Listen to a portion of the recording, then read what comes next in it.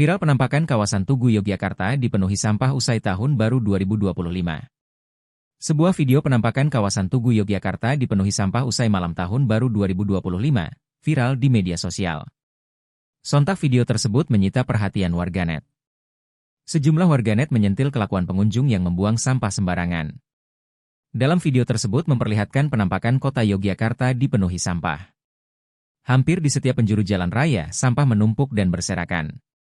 Bahkan sampah juga berserakan di sejumlah titik di kawasan Tugu Yogyakarta. Sementara itu, pengendara tetap melewati jalan raya tersebut. Dari video tersebut, tak sedikit warganet bereaksi dan memberikan beragam komentar. Sejumlah warganet menyoroti kelakuan pengunjung yang dinilai tak menjaga kebersihan.